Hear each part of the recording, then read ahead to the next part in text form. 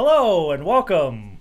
I'm John Snell. Welcome to Bob Reeves Brass and our live stream Q&A series. Realize it's been 4 weeks since we did the last one, a trombone one with Alan Kaplan, and I've been falling behind. So I'm so excited and so inspired by our guest today. Morris Northcutt was recently featured on our last episode of The Other Side of the Bell Trumpet podcast. And Morris is, what can I say about him? He's played with the Tacoma Symphony, he's a soloist, and he's got a really inspiring story, which when I bring him in here, I'm going to have him tell again in case you haven't listened to the podcast. But without further ado, let's bring in my special guest today, Morris Northcutt. Morris, how you doing? Hey, I'm great. Excellent, actually. So great to have you on here. First things first, how you doing? You staying safe, I'm assuming, and staying healthy? Yeah, we're having, although we're having a little bit of a spike in cases here, everybody that I know, we're all staying safe and we're healthy. So that's the important thing right now. But yeah, just hunkering down and just staying safe. Awesome. Glad to hear. Well, Yeah. first of all, it was an honor to have you on the podcast, and we've already gotten a lot of great feedback. And kind of in my intro here, would you mind telling your story? Because I don't want to call you, you're not a comeback player necessarily, because you didn't quit trumpet altogether, right? That's right. No, like everybody, like most of us, we started playing trumpet around 11 or 10 or something like that, maybe 12 years old. And so I did the same thing and did pretty well. Just kind of, sometimes people have a little bit of kind of a core talent and they can run with that, but it only takes you so far, right? And so I did that all through college and the University of Puget Sound, and then needed a career. So I was developing a business career, and when you do that, something has to kind of give a little bit, and I ended up kind of coasting along on the trumpet. And when you coast, I learned pretty quickly that coasting is actually going backwards.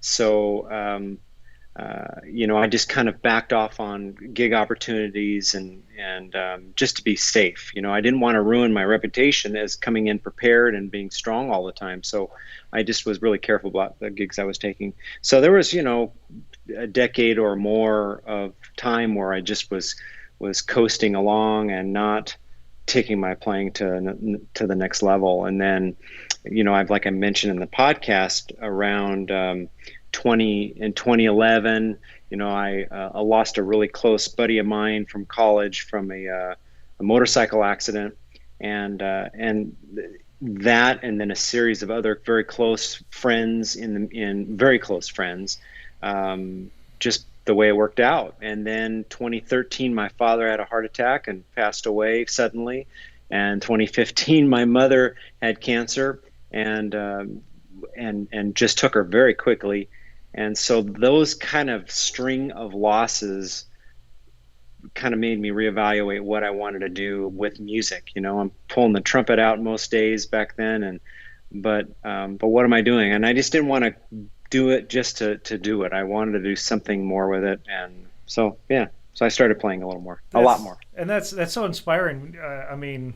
Just all the punches that life was throwing at you, and a lot of us would just throw our hands up in the air and say, that's it. But then you were inspired to do more. And this is, you run business and family and a lot of other stuff going on at the same time, correct? Yeah, I have a couple of 11-year-old, I've got 11-year-old twins. And of course, my wife and I have our hands full with them, but they're really a lot of fun. They're a great age. So yes, they keep us busy for sure. And then when you made the decision to, I was going to say come back, because you kept playing, Yeah. but you decided to take your playing to the next level. Did you set goals for yourself? How did you get inspiration? So, I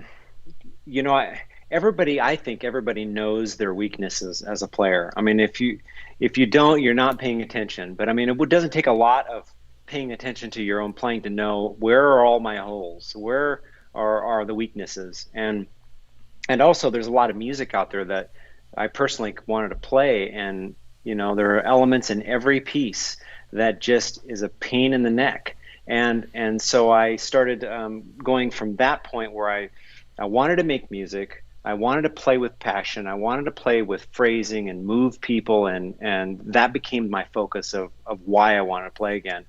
Um, and and so in order to make that happen and play the music I wanted to play, you have to break it down. You kind of have to analyze yourself and figure out how to do it. Most of the time, I study out of the Arbenz book, although the Arbenz doesn't really teach you anything. But everything's in there in terms of the stuff you need to get better. So I literally just created exercises for myself, fundamental exercises. So I in my iPad, that my application that I use, I can organize all of my fundamental studies. And so I have a weakness in the second and third valve combination. So I started following some things in the Arbenz book that focuses on four sharps. There's phrasing. I've written down a few things that I've got here, some pages that are earmarked for triple tonguing, double tonguing, lip flexibilities, focusing on the K tongue, all of those kinds of things. I just kind of marked it off and worked on it. And if you ever follow that darn Arbenz book and you can't get through, not very easily get through those exercises and do it with perfection and at the tempo that he had originally marked. It's the tempos that just blow my mind.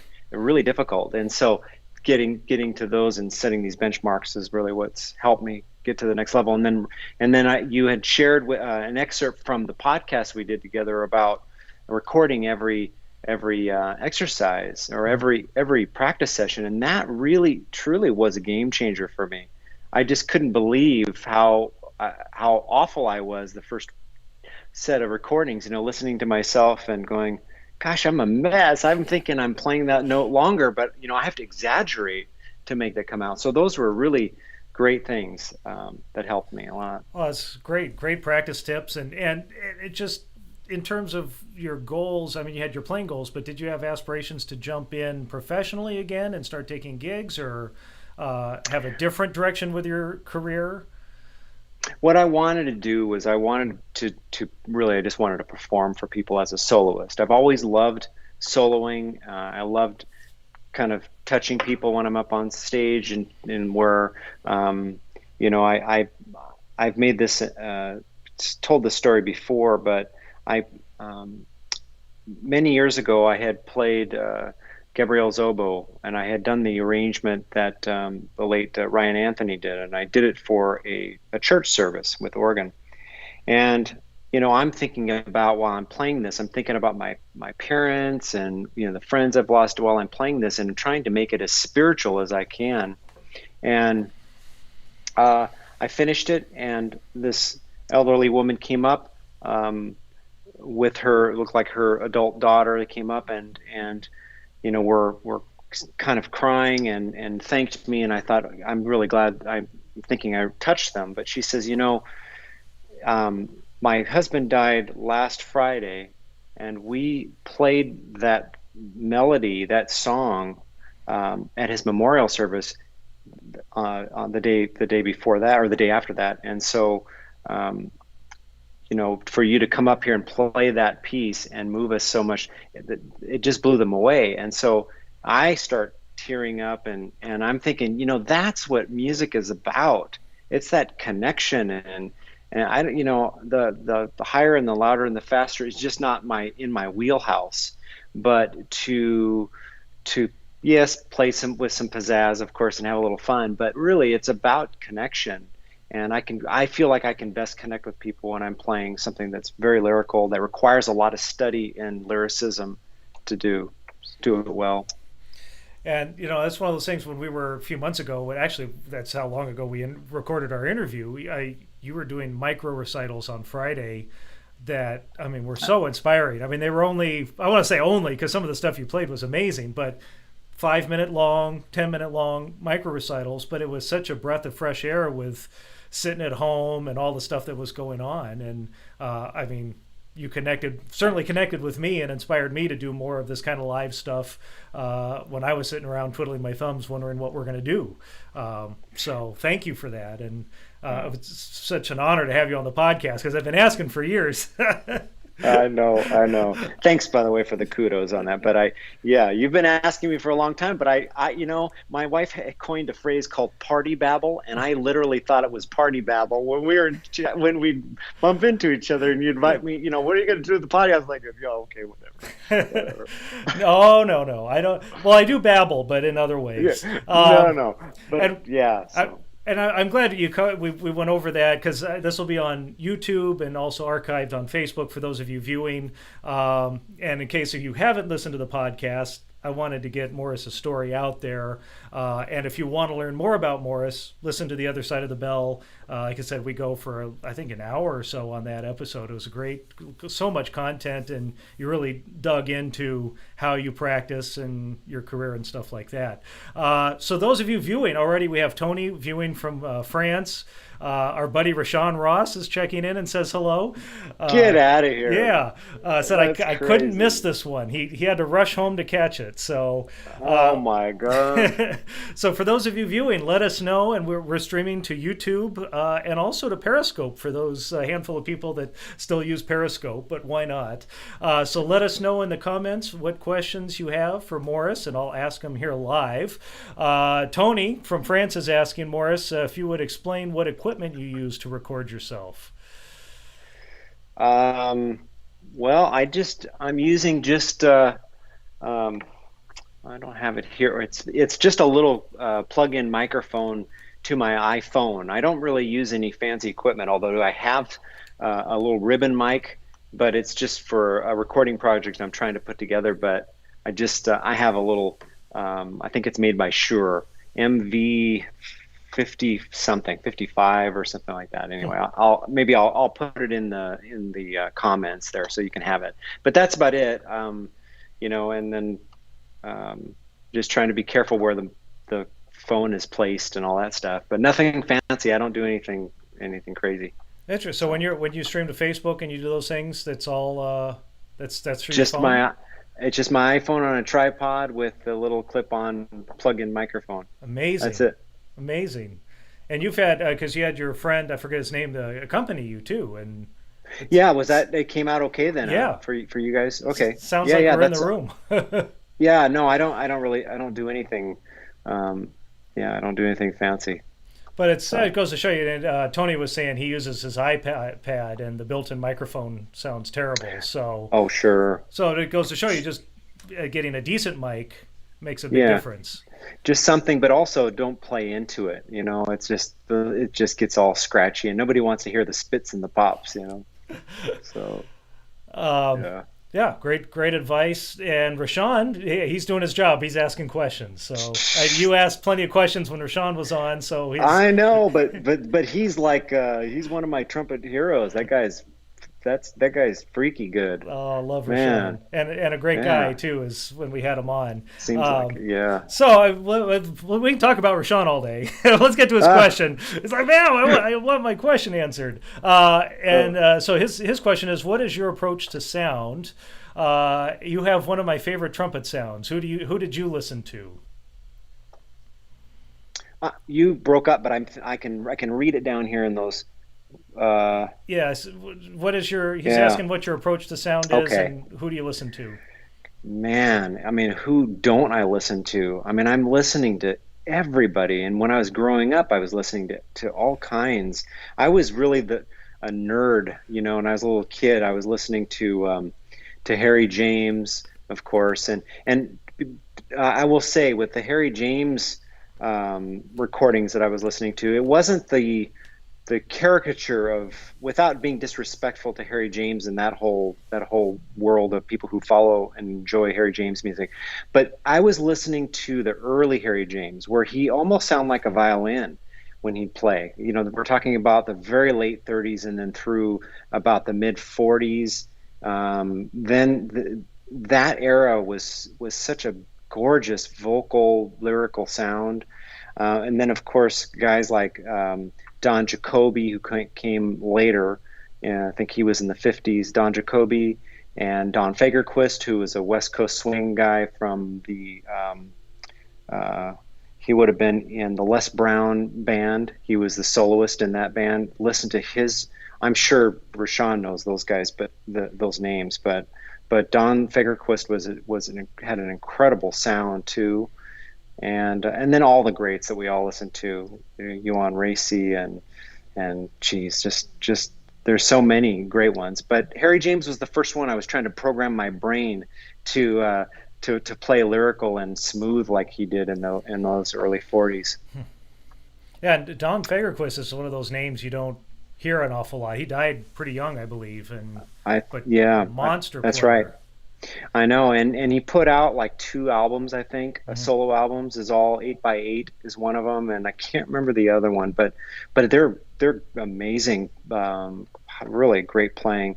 But Rashawn was asking about my approach to sound, Mm-hmm. and I think it has to start with, does it feel good? Everybody has their own they have their own sound. I mean, it's like a thumbprint. We have our own unique thumbprint. We all have our own unique sound. And I think when everything is kind of jiving together, where you're feeling balanced and you don't have any tension, and when you got that sweet spot, everything is working good, and you're centered, and the core is nice and thick, and all that, then you've got the best sound you can get. And that's just kind of how I approach it when I'm playing. It's got to feel all of that. It's got to feel good. My teacher, my first private instructor, I've only had two regular private instructors. I had one early on in my playing and all through high school, and then I had one at the University of Puget Sound. I had Jeffrey Bergler, who was the second trumpet of the Seattle Symphony. But my first trumpet teacher, she had me playing a lot of Caruso studies at the beginning of my lessons, and then she asked me to play in every room in the house, whether it was the bathroom or the hallway or the entryway or the bedroom, outside. But she said to play as many different places as you can and try to fill that room up with as much warmth and big sound as possible. I don't know exactly what that did, but except I know that it made me comfortable playing in all kinds of odd environments, which is what we kind of need. We get the weirdest gigs and we got to go do it. So, or we're playing in, we have this hardly any room and we got to play in front of our music stand like this, and I'm not too bothered by it. So, So that's, yeah, great. I love your sound. I mean, it's always enjoyable listening to you. And I mean, the clips, I've heard you play before, and the clips you sent to put on the podcast I put on, it's like, oh my gosh, jeez. So, I mean, thanks. a lot, like you said, a lot of it's your thumbprint, but then a lot of it is, how you feel and listening. Well, I will say that some of the attention I started getting was obviously after I started posting things on Instagram and Facebook, and it was really because my wife encouraged me to try it and see. It's tough when you're trying to do something like be a soloist.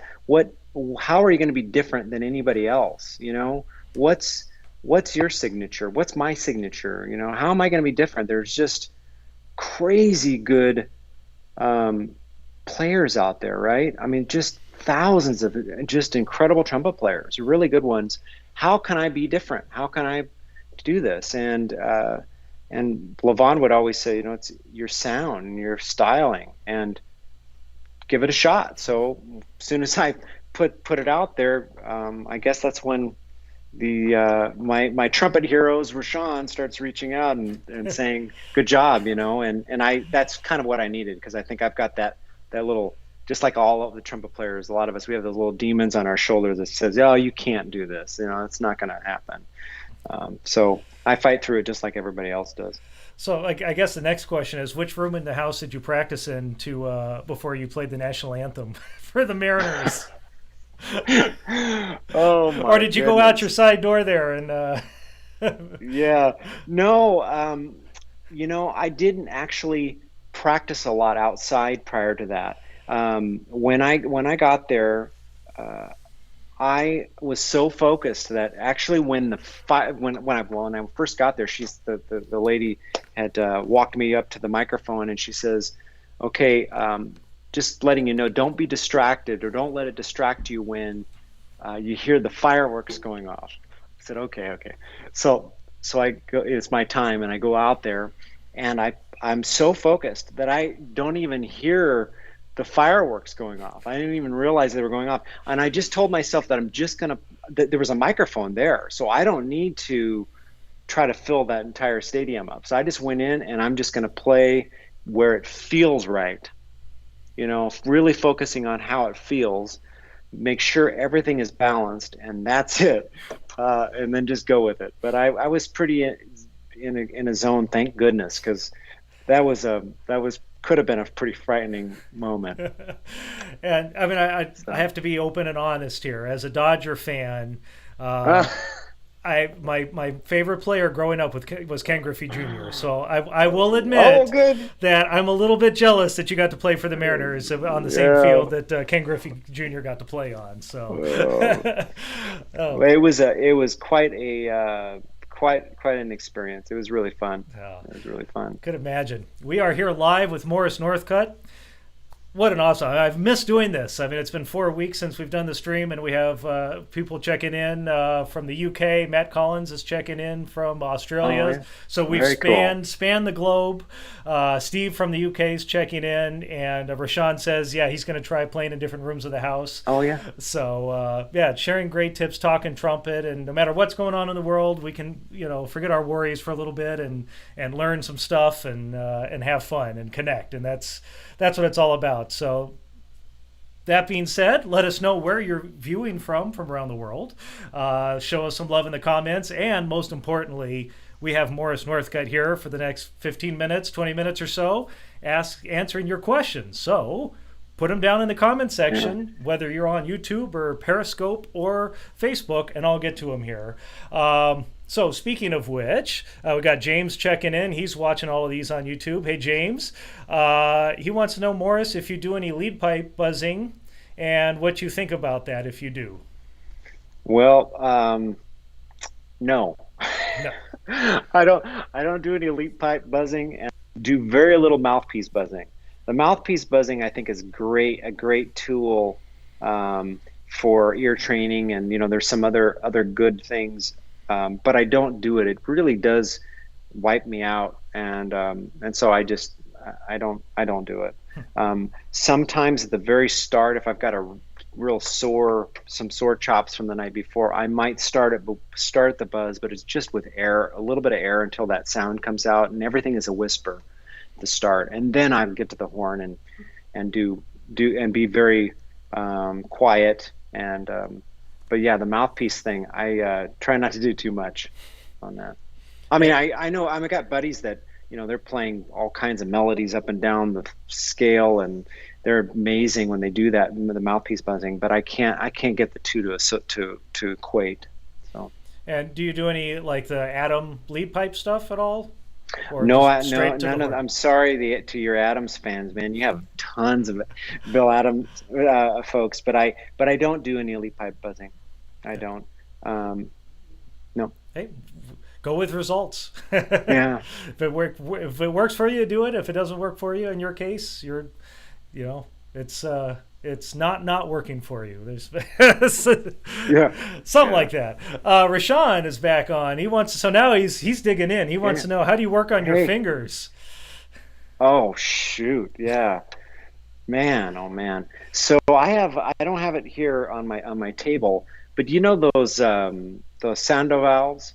Hmm. I've been using those, um, listening for the clicks, because when you hear that, when you're pressing them, they're real loud and clunky, and I think it's really designed so that you can kind of hear it. I mean, I don't endorse that product out there because there's probably other ones out there, but it makes a clicking sound, and so when you do that, you can kind of hear the tempo, so you're very even with the tempos.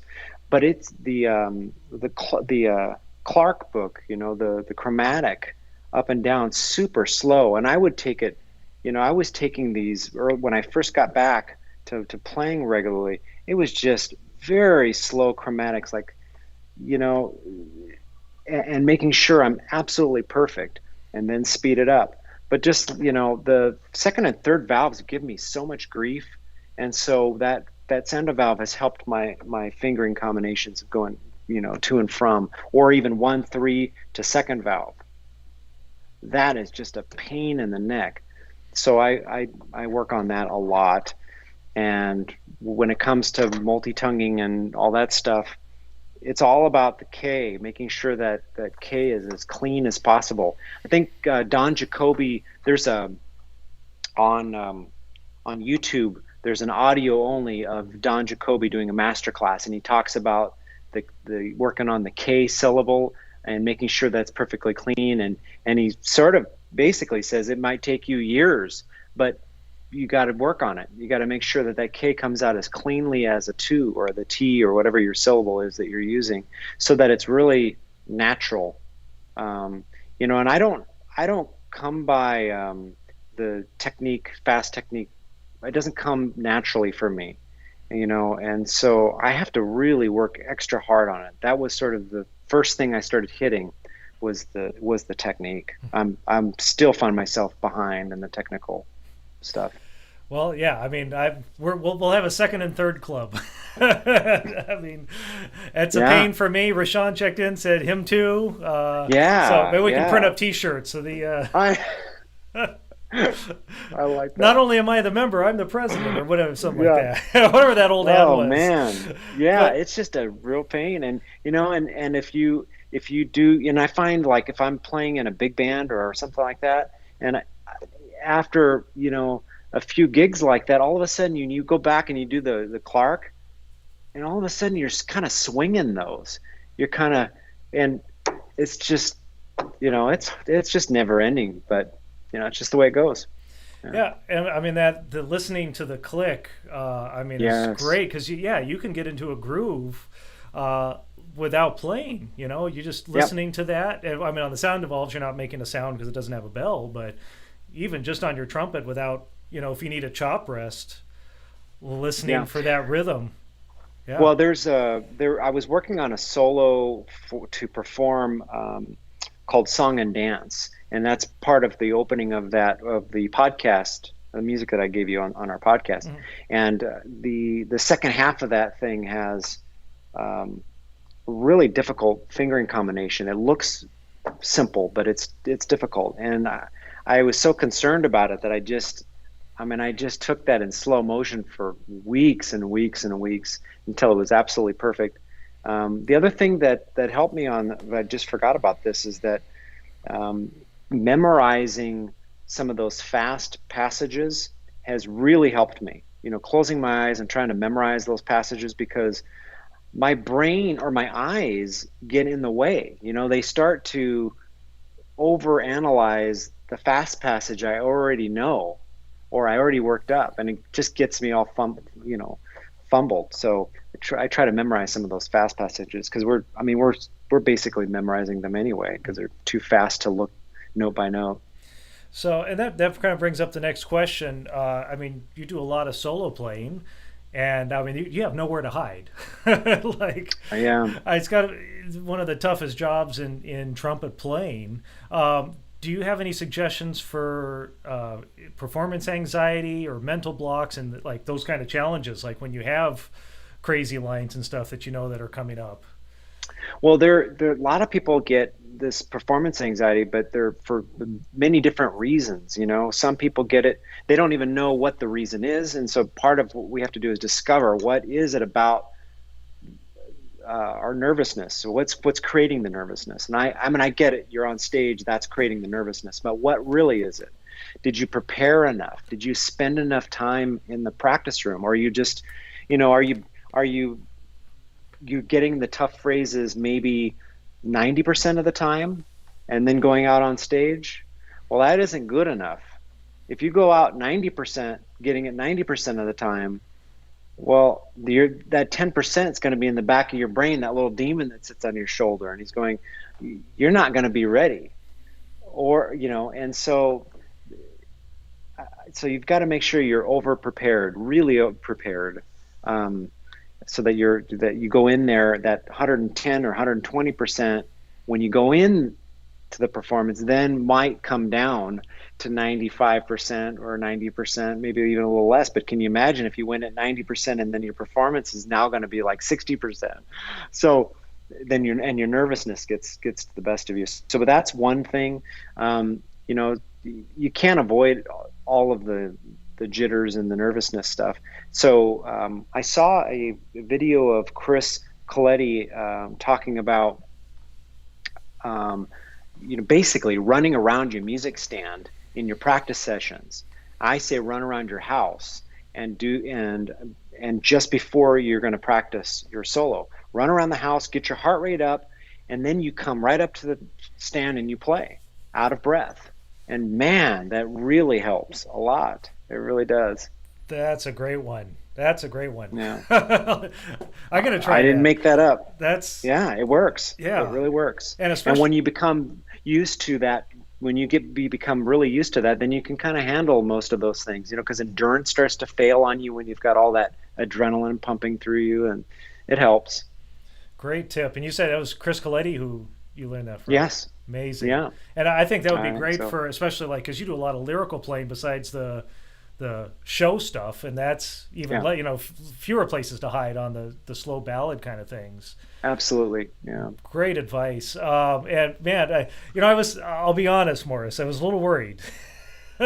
Because you're our top question asker on these live Q&As, and if I have you here on the show, I was worried who was going to ask questions because you weren't going to be there. But Rashawn has filled in.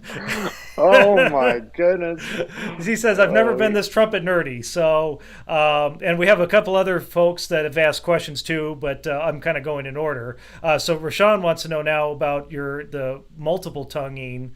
Where exactly is your tongue landing? Is it on the lips Yeah. or between the teeth or behind the top teeth, a la the Claude Gordon method? Sure. Well, I think it comes naturally when I'm thinking of the French pronunciation of tu and q.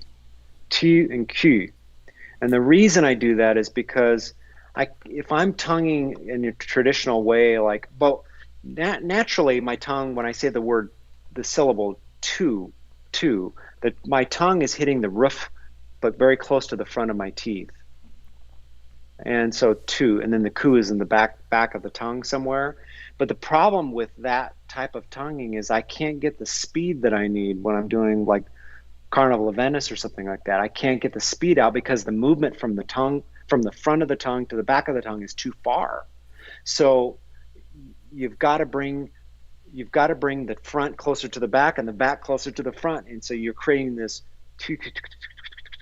so it's very close together. I think Jens talked about, I caught, somebody had videotaped Jens Lindemann in a master class, and he talked a little bit about it. I think he refers to it as anchor tonguing. His tongue, though, I think on the two syllable, I believe he said that it's at the bottom of his teeth, and it's actually the flat part of his tongue. Well, mine's kind of the flat part of my tongue as well, front, but it's in the upper part of my mouth. I'm sorry, Rashawn. It's kind of hard to describe it, but I am focused on that syllable of the tu and the q because it brings everything a lot more forward and closer together. And So hopefully that answers your question. And by the way, I'm an absolute nerd and a geek too, so it's all good. yeah, that's why we're here.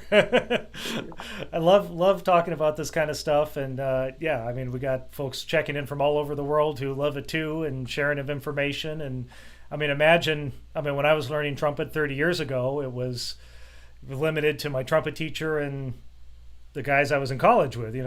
That's where I would get my information, and now we can share these ideas for literally all over the world, and different techniques, and find out what works and what doesn't, and great sharing of ideas. So speaking of which, let us know where you're viewing from around the world.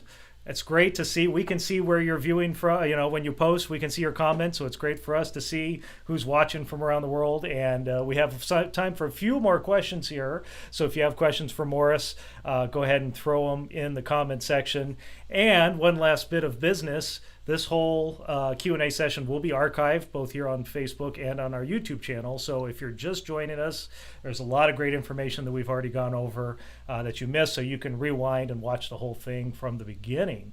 So that being said, let's get back to the questions. And I know, Morris, you touched a little bit about your warm-up, but Roseanne is asking, what does your warm-up consist of? So if you can go a little bit more into that, and then also if you work on pedal tones at all in your warm-up. Sure. Um, well, let's start with the easier answer because, yeah, let me just answer that one first. Is that I don't do a lot of pedal tones. The pedal tones do, if I do them, I do them every day, but I don't do them religiously like other folks do, and they got it incorporated in their routine. I don't do that because I believe it sort of overstretches my chops, and so if I do it, it's much later in my warm up. So yeah, and accuracy I think is the key there, and making sure you're not scooping around on those pedal tones. And so when I am practicing or playing those pedal tones, I'm working on that. But I can get overstretched. I don't want to warm up too quickly on low notes, just as much as I don't want to warm up too quickly on the high notes as well. Same kind of deal. But my warm ups they do start the same in terms of they're just very almost air. That's all that's gonna happen until the first note starts to speak, and then it's long, just very long, but lots of breaks in there. And then I'll expand to. I never do any tonguing. I'll do slurs, but expansive from middle G, expansive, up and down, not too far up, and then I'll do some tonguing, expansive, but still not very high. Maybe an A or the high C is as much as I'm gonna do in that first 20 minutes of the warm up, and then I'm doing also then I'm tonguing, but with only the K, and that takes me a little longer to warm up the K, the Q syllable. So I'm playing in part of my warm up the Qs and making sure they're absolutely perfect. Then I do the tonguing again, but I'm expansively, and I'm doing the tu and the ku, but I'm doing them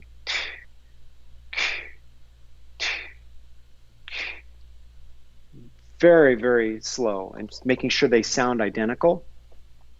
And then I can speed that up, and just like a lot of us, then we begin to start working on stuff. And at some point, some days everything just is like that. It's ready to go. So I try not to jinx myself and over warm up. But then there are other days I have to. So you can't have a set, well, at least for me, I can't have a set warm up routine, because every time I follow that, I'm just forcing stuff that I'm not ready to do, or I'm way past that. You know what I mean? So you got to be flexible and really make sure you're feeling yourself, feeling and understanding what's going on with you that day. Every day is different. So your warm up is pretty much the same, but kind of based on how you're feeling. Sometimes shorter, yes. Sometimes longer. Yep. And then, in terms of your overall practicing, how much of it is working on literature and new pieces or old pieces? I spend gosh, I hate to say that. What does most mean? Most of my time. But first of all, I warm up many hours earlier before I really practice. At least I try to. Like in that perfect world, right? Warm up several hours before I play, and I come back and then I do a quick, just a few minutes, getting things buzzing, and then I go back to then I play, and I have an equally set of materials that I'm working on that my characteristic studies are happening. So like for right now, I'm looking at my phone because I took some screen grabs of my iPad. So I've got 1, 2, 3, 4, 5, 6, 7, 8, 9, 10, 11, 12. I'm working on 12 pieces, right? 12 brand new pieces. I don't start from the beginning to end. You won't hear good notes coming out of my practice room. You're going to hear a bunch of bad stuff coming out. I'm working on the hard stuff. And then I have those tied in with my lesson plans that I created for myself based on the Arbans and for the most part. And so I would say it's probably 50-50. I'm just guessing. Um, yeah, I'm guessing. And I remember that if you have to run long practice sessions, you need plenty of breathing room between what you're doing, between each exercise or between each solo that you're working on. Make sure you're allowing enough blood flow to happen. But also your brain. You may want to shift gears and then go from, let's say you're doing a fundamental, you're working on some double tonguing. You may want to consider, if you're having some struggles with it, it's like getting worse, stop, either take a break, or if you still are okay chop wise, then move the other part of your brain to the creative side of your brain and do some lyrical studies, things that you have. Maybe it's the trombone vocalese book that I studied out of with Jeff Bergler. That helps. You can worry about transposition later, but to work on lyrics. And so anyway, that's sort of what I'm doing. Yeah, that's a fascinating concept too about exercising both sides of the brain to mix things up. I'd never thought about it that way, but Yeah, yeah, challenging yourself and using different parts to stay focused and yeah. I always that's just also think what about this. happens. Maybe that's my Yeah, I problem. mean, no, but that's what also happens when you close your eyes when you're practicing something to try to memorize it, or if it's a simple thing, but you can't get the slur exactly right. Memorize what the slur is, close your eyes, and now work on it, and all of a sudden some other things start engaging. It's beyond my understanding because I have a trumpet brain, but it happens. Things start to click a little bit better for you when you engage a different part. Absolutely fascinating and so much great advice. And for those of you viewing, if you want more great advice, check out episode 83 of The Other Side of the Bell because we got deep into a lot of this stuff and expanded more about your practicing and how you prepare pieces and things like that. Let us know where you're viewing from. We got a few more minutes here and a couple other questions left to get to. But we got, Nathan Samuelson's checking in from Canada. Hey, buddy. Oh, We have to have Nathan on here. He was on the podcast and we haven't done a Q&A yet. So expect an email from me pretty soon, Nathan. And then Roseanne, who asked a question, she's from the UK, another UK person checking in, and Greg, Vancouver, BC, so just over the border from where you are up there very in Morris. cool. So great to Very cool. see everyone checking in. Tony Yeah, up by the in way, Nathan's podcast was good too. By the way, you mentioned him just a minute ago. I didn't want it to slip by, but he's got a beautiful style too. great So, style and great attitude, and I yeah. love his story about going from just being a cruise ship musician to being a headliner. Thinking Mm, outside the box and changing the way we think as trumpet players. Like, okay, I sit in a section and play and get paid to. Yeah, I could be a headliner. This is how you do it. You know, yeah. I love that kind of thinking and inspiration. Tony was asking real quick, Håkan Hardenberger's been doing the Charlier kind of challenge where he's been Yeah. recording one a week. Have you been following that, and have you been playing along or taking part in that at all? No, no, but I have a lot of those kinds of things earmarked because if I need to utilize them in my when people reach out to me for lessons and whatnot, I can reference some very good recordings because he's obviously incredible. But I studied out of the I did study a little bit out of the Charlier book, um, and it's he makes it look so easy. He's pretty amazing. He's pretty amazing. Yeah, it's inspiring and then soul crushing at the same time. Yeah, I've had a couple people ask me about whether I would consider putting a couple of things on about the Arbenz book and how I'm approaching a particular exercise. So I may do something like that, a series of those if there's interest. So Yeah, we'll see. I mean, I know I'd be personally interested. So yeah, let us know when you do that sort of stuff, and we'll we'll post it and help share Great, it. awesome, Hezekiah from the U.S. Virgin Islands. Awesome, awesome, awesome. wow, He's very cool. asking, how do you? Oh, my screen just got in the way of the question. How do you counteract the tension and stay relaxed while playing through the various registers and faster and slower tempos? Wow. How do you counteract it? Well, I think being aware of it can help a lot, actually, to start with. Just knowing that, um, I think when you're balanced, when everything is balanced, you'll find that tension will relieve itself. In other words, you know, it's I'm just giving you this as an example, but I don't know how many times I've talked to people who are playing mouthpieces or instruments that are way bigger than they probably should be playing, and they're trying to muscle stuff together, or they've played, way too long that day, and now they're going to try to do the gig, and they have all this tension, or they're tired, or they haven't eaten, or they got low blood sugar or something, or they're thirsty or whatever. All of those things contribute to whether or not you can find a relaxation point, you know? Um, and so paying attention to all those, I know I do every time. I'm kind of figuring out, where am I at right now? And what is it going to take to get me to relax? But that's it.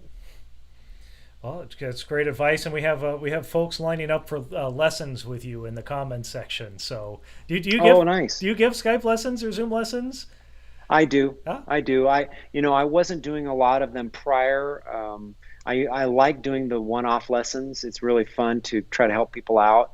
But there are some great advantages to Skype for those who are regularly private teachers who have avoided Skype or Zoom. I would say that one big advantage is that you're able to hear, as ugly as the spit and the pops can be sometimes, but you're able to hear how they might be breathing or articulating much more clearer than you would if they were sitting next to you, because you're not going to stick your head in the bell, right? And so there's some advantages like that to doing that. Yeah, I mean, nothing really beats sitting in the room with a person, but you can hear a lot. I mean, and it's only getting better too. The streaming qualities and things it's amazing. Totally. Amazing what can Yeah. be here. Well, I mean, it wouldn't be a trumpet talk. We have time for one or two more questions here.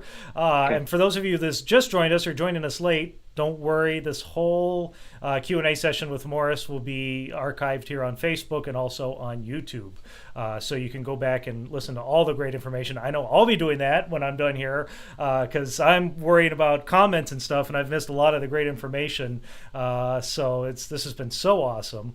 But back to my original point, this wouldn't be a trumpet Q&A if we didn't get geeky and talk about equipment. Well, let's say geekier. Let's see. This is Judd. Judd's asking about your piccolo trumpet and your mouthpiece. What mouthpiece you use Oh, yeah. and how you choose a good mouthpiece for piccolo trumpet. Oh, I love Judd. I know Judd very well. He's a great guy. And he's a good player too. Piccolo mouthpiece.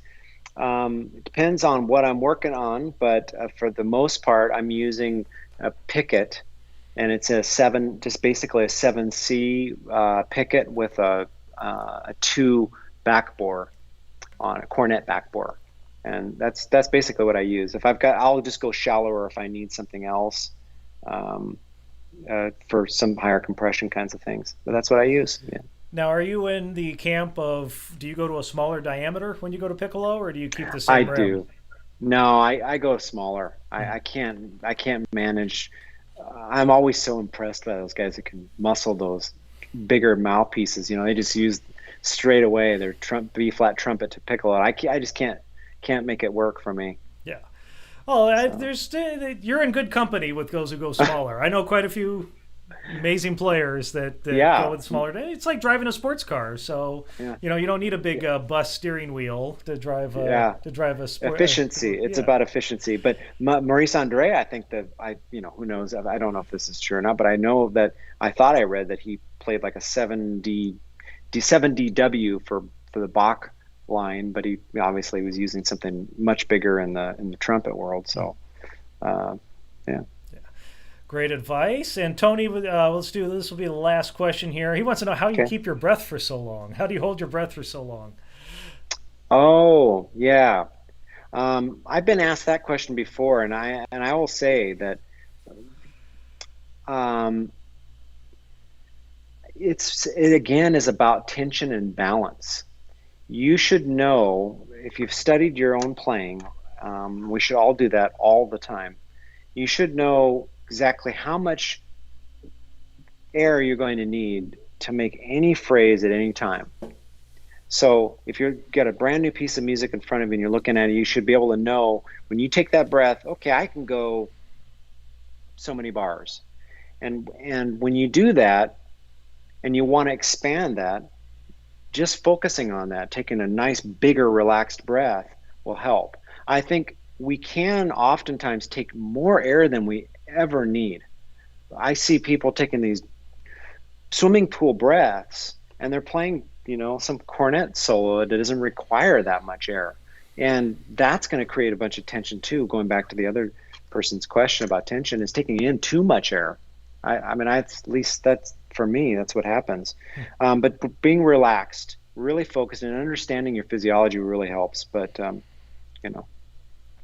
Yeah, keeping things in balance and knowing your body. yeah. Yeah, great advice. I would say that, talking about balance, it's interesting that the majority of people, trumpet players, play on like a 27th throat on their mouthpiece, right? I think that's normally what it is. But I kind of find that the 28th throat on a standard cup is, I'm not saying I use that all the time, but if you can keep things really balanced on a 28th throat, that's showing you some efficiency there. But what happens when you overblow that? All of a sudden you get kind of dizzy and it's just taking too much air in. Mm-hmm. And I think that might be a good measure for Tony to try, is to see, okay, am I taking in too much air? And that's what's creating the tension, not allowing me to play as long as I want to. Yeah, and we've Jim Manley, who I interviewed a couple episodes back. He talks about that, and he uses that balance and that efficiency to play triple Z's. Yeah, it's wild. But it's the same kind of thing. His his argument is, but his observation is most trumpet players overblow the acoustics of the instrument. And all of that, here's the balance of the instrument, and anything you do over that is basically wasted energy and air. So yeah. I think that goes along with what you're saying. You find that balance where you're getting, when the acoustics and the air and the embouchure and everything's lined up, it's like a sweet golf swing or a baseball swing or choose your sport. You're working with Mother Nature, and allows you to get the most for the least amount of effort. I think that's kind of goes along with what you're saying. That's right. So, what fun. It's amazing how an hour goes. We could talk all day, Morris. I can't believe we had questions. That was great. I didn't think it was like, well, who's Morris? Who cares? But it's nice. It's nice to have questions. Oh, you have quite the following, a lot of fans, and I truly mean it. It was an honor to have you on the podcast. I think it was. I know it was the right time for me, where I was at with the COVID, having someone who's gone through what you've gone through and come back to music and excelled in the way that you have. You were down to Brazil and you've gone to Europe. You've had all kinds of opportunities. Yeah, and just like a lot of us, we got all of our gigs are canceled right now, but we'll just try to find some light somewhere. One day at a time. Yeah. So what's the best way for folks to get a hold of you? Website, social media? Where can folks find you? All of the above, really. You can reach out to me by direct message through Facebook. But if you're not nice to me, then I'm going to block you. But other than that, Facebook is Facebook or Instagram, or my website has my email address, and you can reach out to me in any way you want. And it doesn't have to be to set up a lesson. If you just had a question, I'll do my best to answer it. Yeah. Wonderful. And before we go, is there any projects or anything coming up? I know we're locked down, but is there anything you're working on? Well, okay, so I had right in the smack dab in the middle of this thing, I was supposed to perform and do some master classes in France, which got canceled, of course. And then I was scheduled to fly to Colombia to do my first EP, first recording project that I'm really excited about. The arrangements are all done. Got a great producer and arranger, but that got canceled. So we're actually, because that was supposed to be an EP, we have enough time, so we're adding more to the collection. So we'll see if we have a full CD by the time this is done. So I'm working on that, and then I have a brand new arrangement that's going to be out. I'm not going to mention what the piece is yet or the chart, but I'm going to record it and hopefully release it as a single and see if people like it. I don't have any recordings out in the professional world, so we'll see how it goes. Well, I can't wait. Let us know, please, when those come Yeah, out. I'm sure. I mean, I will. you're great at social media, so I'm sure we'll find out. But if there's anything we can do to help promote those when they come out, we're happy to help. Oh, thanks, man. And all of this, these kinds of things and the Q&A and all of that, and the podcast, it's just been great. I really appreciate what you've done. You've been really, really great to help me. Well, that means a lot coming from you, Morris. So it's like wish we could hang out in person. It's good. Yeah, like I said, I we mean, will. this is the next best thing, and we're connecting. But next ITG or next time you're in town, can't wait to hang in person. For sure. Well, Morris Northcutt. You got me all verklempt, as they say. Morris Northcutt, thank you so much for joining us again. Website and social media, and we'll chat soon. Awesome. Thank you, and thanks everybody for the questions and all that. It's awesome. Sounds good. And thank you all for joining us. What a wonderful hour that was. So much great information from Norris. Again, morrisnorthcutt.com is his website, and you can search for him on Instagram, social media, all that kind of stuff. He's great on there, always sharing stuff. And if you've got questions, lessons, things like that, just reach out to him there.